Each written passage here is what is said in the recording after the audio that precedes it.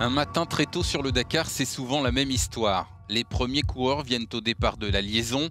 Aujourd'hui, les voilà à 6 h du matin pour parcourir 159 km jusqu'au départ de la spéciale. Le premier à partir, le vainqueur d'hier, Ricky Brabec, l'Américain pourtant pas satisfait de son succès de la veille. Hier, on a essayé de rouler de manière conservatrice et de vraiment prendre soin de notre corps, de la machine, du roadbook. J'espérais finir là où j'ai terminé, mais malheureusement, il y a eu des pénalités pour les autres et du coup, on va ouvrir l'étape numéro 2.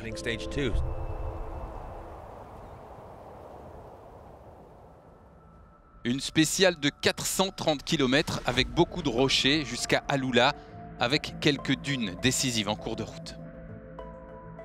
Explication pour ceux qui ne connaîtraient pas bien le rallye raid, ceux qui partent en premier ouvrent la course et doivent naviguer vers les waypoints et vers l'arrivée sans suivre aucune trace. C'est très difficile. Finir plus loin dans le classement veut dire que le lendemain vous pouvez vous servir des traces des coureurs de devant. Les craintes de Brabec étaient fondées, il va perdre 7 minutes à l'arrivée. Skyler Halls n'a pas eu ce genre de souci, 3e place à 1 minute et 13 secondes. Du plus rapide de cette deuxième étape.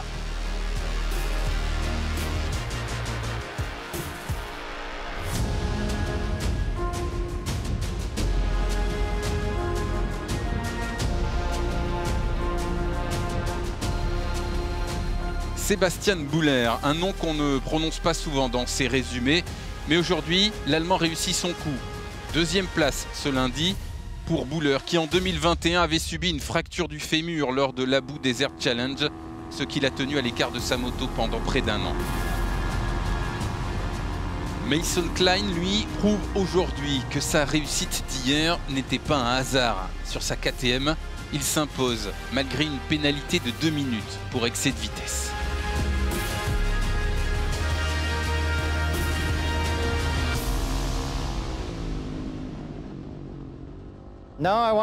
Je veux gagner. Qui ne veut pas gagner? Bien sûr, mais c'est difficile. C'est comme si je ne voulais pas célébrer parce que tout peut arriver, vous savez. Ce serait tellement décevant si ça changeait, mais si ça reste comme ça, je serais super content. Klein, Price, Barreda, du costaud à l'avant. Le Français Adrian Van Beveren est à 8 minutes 57.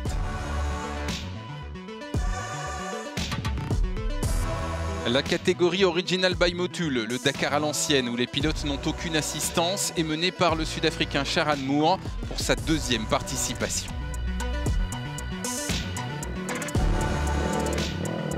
En quad, la bataille Manuel Andújar, Alexandre Giroux continue, roue contre roue quasiment jusqu'à 47 km de l'arrivée, lorsqu'un problème pour l'Argentin permet aux Français de s'imposer. 8 minutes d'écart maintenant au classement général. Le 3e, Pablo Copetti, est déjà à 17 minutes.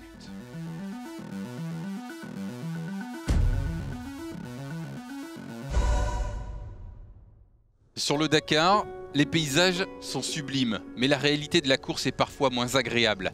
Hier, certains ont pas mal galéré, notamment dans la catégorie classique. Premier jour difficile? Ouais, alors imaginez les 15 prochains.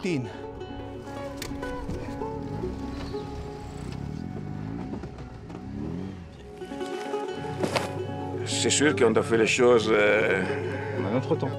Très bien. Je pense qu'il n'est pas une chose terrible, horrible.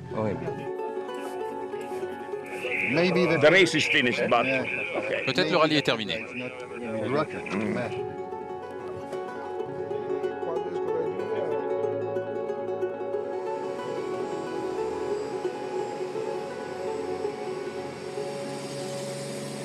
Les Vénézuéliens, père et fils, Rodrigo et Roger Ramirez, dans la même voiture, aura-t-on un jour les Sainz au départ?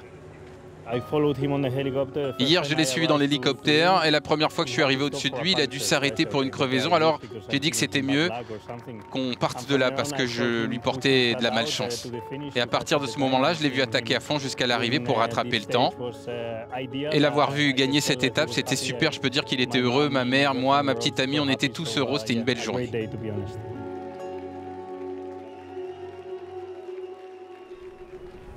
Un peu plus de motivation et content, c'est sympa de la part de la famille de venir à supporter. Vainqueur hier, Sainz était donc le premier à s'élancer. Ça va être une spéciale difficile, avec beaucoup de cailloux. Il faut rouler vite, mais sortir vivant surtout de la spéciale. La nuit dernière, on a eu beaucoup de pluie qui a endommagé le col. Alors maintenant, on doit travailler pour agrandir la route et on espère avoir terminé.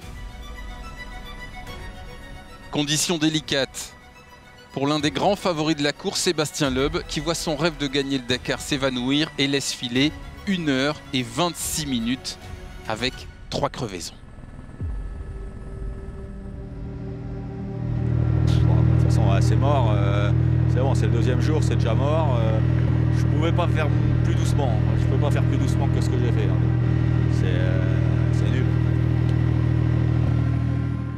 Et Sébastien Loeb n'est pas le seul. Guerlain Chichery sur son Hunter Pro Drive lui aussi se retrouve arrêté après 99 km, 2 crevaisons et sans roue de secours. On ne peut pas rien faire. On doit attendre le camion. Fini pour nous. Comme ça. Chier.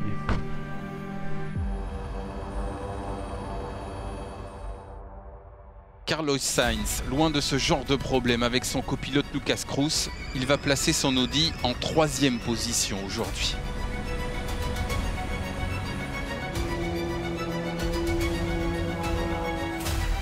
Eric Van Loon, ce nom vous dit peut-être quelque chose, sa Toyota s'était renversée pendant le prologue. Il se classe 2e aujourd'hui à seulement 14 secondes du premier, le vainqueur 2022, Nasser El Attiyah. Je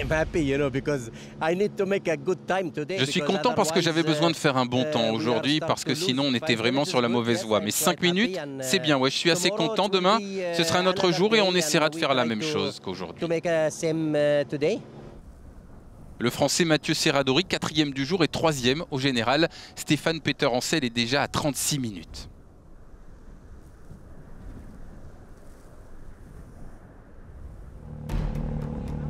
Les pilotes de T3 savaient à quoi s'attendre, à informer des soucis des voitures. Chaleco Lopez, le plus fort aujourd'hui, devant Seth Kentiro. Le duel est vraiment lancé.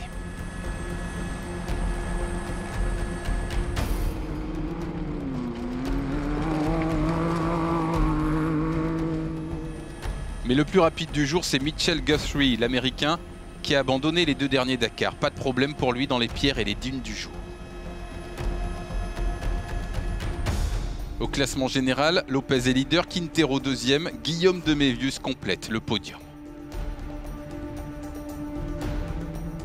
Hier en T4, Rokas Basiuska avait été pénalisé de 15 minutes et Eric Goxal, à 18 ans, était devenu le plus jeune vainqueur d'étape de l'histoire du Dakar. Aujourd'hui, c'est son oncle, Marek, qui a pris les choses en main. Victoire d'étape et première place au général pour le Polonais. Ce soir, les camions sont encore à la peine et certains vont arriver bien tard. Martin Van Den Brick a prêté un pneu à son fils Mitchell, mais le papa a quand même fini 3e du jour.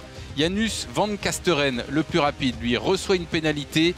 Le Néerlandais doit se contenter de la 2e place.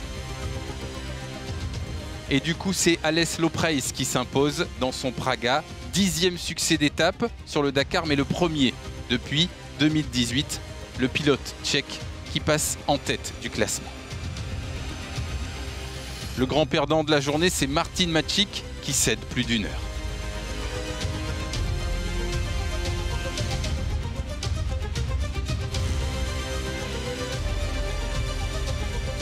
Demain, 3e étape, Al-Oula Haïl, 447 km de spécial, avec, selon le directeur de l'épreuve, David Castera, peut-être les 50 plus beaux kilomètres de l'édition 2023.